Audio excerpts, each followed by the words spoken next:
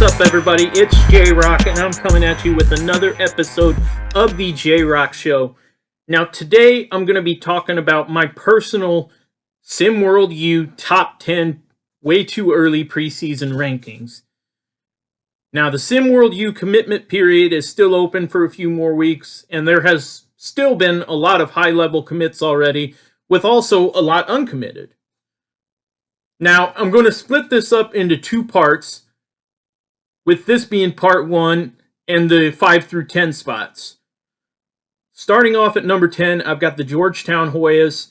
There were several different teams I looked at here, but I really like what Georgetown has done to try and turn the program around and get back to, some of their former glory.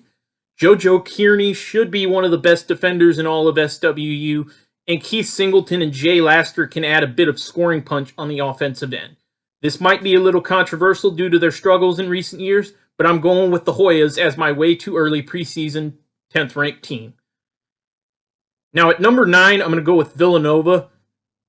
They brought in a very nice recruiting class with players like Justin Bell and Mugen Williams.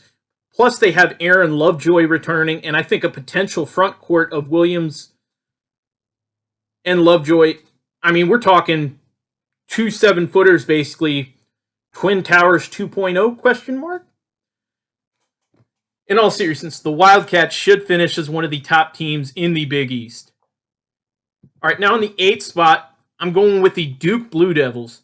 Now Duke got bounced in the round of 32 last season, but they also return a large part of their roster, and they are bringing in a potential SWU Player of the Year in Cooper Flagg and former SimWorld South America star Adelson Sampaio. They should, as always, more often than not, be one of the top teams in the ACC, and next season, that should easily be the case. Now, at the 7th spot, I've got the Runnin' Rebels of UNLV. I've been very high on UNLV this offseason and what they have done. They're a program that's they're another program like Georgetown that had a lot of past success, and they're trying to get back to that. And they're bringing in one of the top scorers amongst incoming freshmen in Jarrell Beauchamp. Big man Keontae Smythe and versatile forward Sky Durant. I see all three of these players getting significant minutes for UNLV, and Beauchamp I view as a potential preseason All-American. They are my preseason pick right now to win the Mountain West Conference Championship. All right, in the 6th spot, I've got the Alabama Crimson Tide. Now, they bring in one of the best recruiting classes in SWU with players such as Levin Cutler, Coco Bryce, and Aiden Weaver. They also return one of the most exciting players in all of SWU in DJ Childs. Nate Oates' team is positioning themselves for another deep run in the postseason and should find themselves in contention for an SEC championship.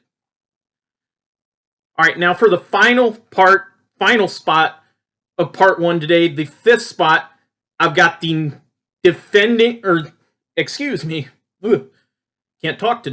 the runner-ups from last season, the UConn Huskies. Now, the Huskies are coming off a loss in the Basketball Bedlam Championship game to Miami, but they will return a majority of their roster with guys such as Fareed Redmond, and they're bringing in Norman Nations. Dan Hurley turned down the Lakers' job.